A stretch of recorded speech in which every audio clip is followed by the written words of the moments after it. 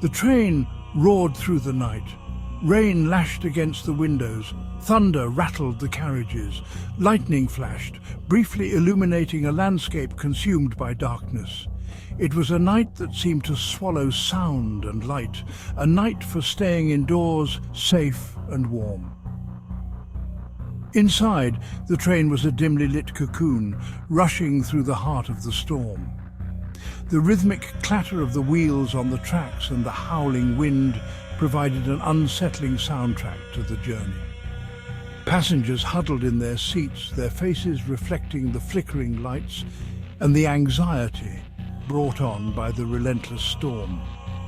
Each flash of lightning revealed a fleeting glimpse of their worried faces, only to plunge them back into an unsettling darkness. The air inside the train was thick with tension. The storm outside seemed to amplify the uneasy silence within. Every creak of the train, every groan of the wind against the windows sent shivers down the spines of the passengers. This was no ordinary storm. This was a night of raw, untamed power, a night where anything felt possible, even the impossible. A young boy, no older than 10, clutched his teddy bear, his eyes wide with fear. Across the aisle, a woman whispered a silent prayer, her fingers tightly gripping a rosary. A businessman, usually engrossed in his newspaper, now stared out the window, his face etched with worry. The storm seemed to have a life of its own, growing wilder with every passing moment. It was as if the very elements themselves were conspiring to create a night of fear and uncertainty. The train, a symbol of human engineering and order, seemed almost helpless against the fury of nature. The passengers, thrown together by circumstance, found themselves united by a shared sense of unease. They were strangers, each with their own lives and stories, but now, in the confines of the speeding train, they were bound by a common fear. The storm outside had become a palpable presence inside, seeping into their thoughts, amplifying their anxieties. The rhythmic clatter of the train, usually a comforting lullaby, now sounded like a frantic heartbeat, racing against the tempestuous rhythm of the storm.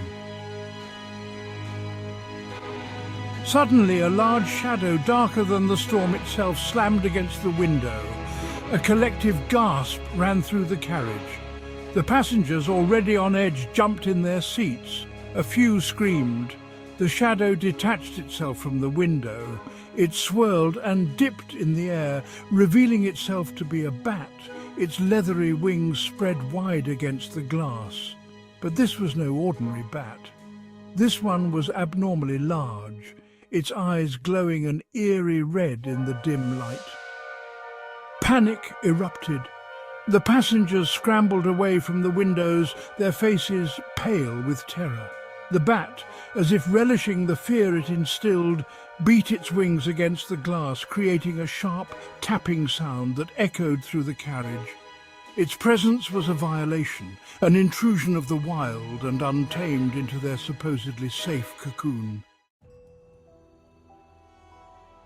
Amidst the chaos, a young girl sat calmly. Her name was Ruby, and she had eyes as black as night, eyes that seemed to hold ancient secrets. Unlike the other passengers, Ruby wasn't afraid of the bat. In fact, she seemed almost drawn to it. She stared at the creature with an intensity that was unnerving. It was as if they were communicating, sharing a silent language that only they understood.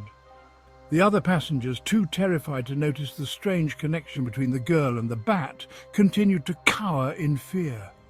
The bat, as if sensing Ruby's gaze, turned its head towards her.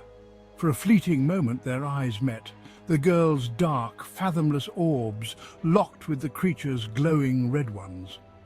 A shiver ran down Ruby's spine, but it wasn't a shiver of fear, it was a shiver of recognition. The train lurched violently. The lights flickered and died, plunging the carriage into darkness. Screams filled the void. The only illumination came from the flashes of lightning outside, painting distorted snapshots of terror on the faces of the passengers. The darkness was suffocating, amplifying the fear that pulsed through the carriage. Whispers, hushed and urgent, broke out, questions without answers, anxieties feeding off each other. The storm outside seemed to be mirroring the chaos within, as if the train had become a vessel for the storm's fury. And then from the darkness a voice, low and chilling, slithered through the air. It seemed to come from everywhere and nowhere at once, a whisper that wormed its way into their ears, their minds. The train. It's ours now. The voice, barely audible above the roar of the storm and the panicked gasps, sent a fresh wave of terror through the carriage. It was a voice devoid of humanity, cold, menacing, dripping with an ancient malice.